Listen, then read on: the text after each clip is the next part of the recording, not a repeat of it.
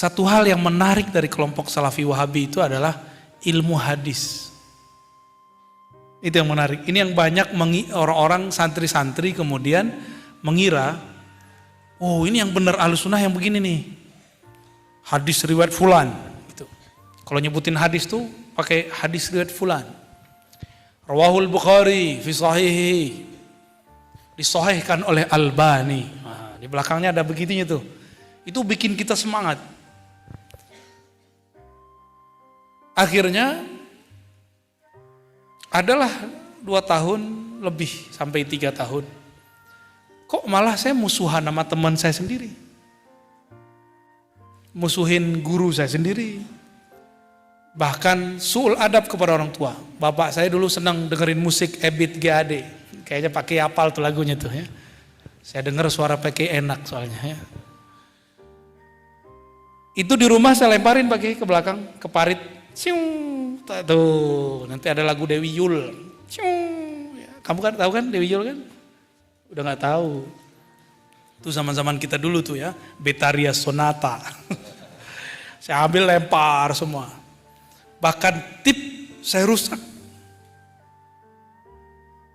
Ini akibat belum tazkiyah sudah dapat ilmu. Jadi ganasnya ini belum dilembutkan, belum dijinakkan. Dia harus dijinakkan dulu.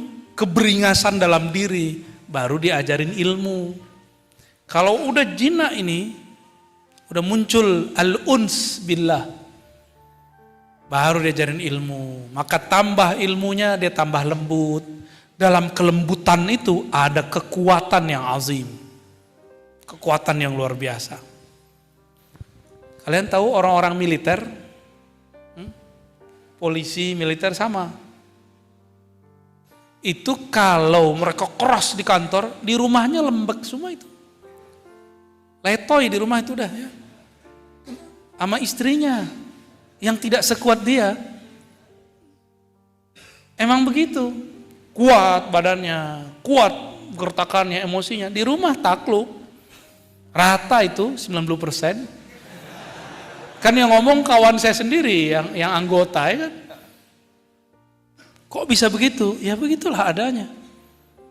Suami-suami, miswa-miswa, al-khaifin. Yang punya sifat khauf. Orang la khaufun alaihim walahum yahzanun. Makanya canda kiai-kiai, kalau mau jadi wali, nggak boleh takut sama istri. Kan la khaufun alaihim walahum yahzanun. Hormat tapi enggak khauf ya. Lalu saya enggak berhenti berguru. Di saat saya lagi ikut kajian-kajian Ustadz Salafi. Jadi saya dulu berguru ke Ustadz Salafi tamatan Al-Azhar Mesir. Ini kan lucu. Al-Azhar itu kan kayak Nahdiyin. Persis sama enggak jauh beda. Bermazhab, berakidah Asy'ariyah Maturidiyah, bertasawuf. Maka kalau ada lulusan Al-Azhar anti tasawuf, anti Asy'ariyah, anti kepada ilmu-ilmu yang kita pakai sekarang, itu dicurigai dia nggak ngaji di Al-Azhar itu. Ngajinya di pojok-pojok itu nggak jelas. Ya, di yayasan-yayasan sekitar Al-Azhar dulu. Dan itu terjadi. Saya dulu ngaji ke mereka. Maka ketika ketemu masyaikh-masyaikh dari Al-Azhar, saya kemudian lapor ke beberapa mereka. Afan Sidi, kok khirij Azhar, murid-murid antum pulang bukan bawa akidah Azhar. Akhirnya orang kampung saya melarang anak-anaknya berangkat ke Al-Azhar. Salah satunya saya. Saya kan gak jadi berangkat.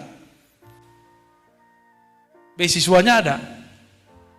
Istikharah 3 bulan baru ketemu Jakarta. Ternyata di Jakarta ada ahli hadis. Di Jakarta ada ulama setiap minggu datang. Minggu ini ulama ini datang, minggu besok. Dan itu saya ambil kesempatannya. Lebih sering ketemu ulama saya daripada kawan-kawan di sana. Alhamdulillah. Kawan saya pulang-pulang bisa bahasa Jawa. Orang Padang bisa bahasa Jawa. Bisa bahasa Bugis. Saya tanya, kamu kursus di mana? Di Kairo.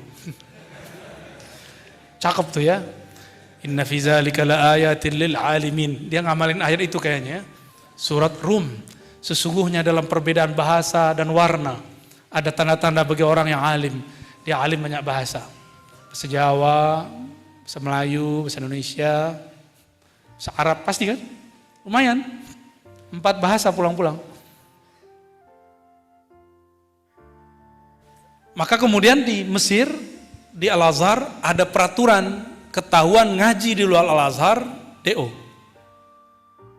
Ya, beberapa mahasiswa sudah ada yang bahkan dikeluarkan kalau terindikasi ikut aliran terlarang.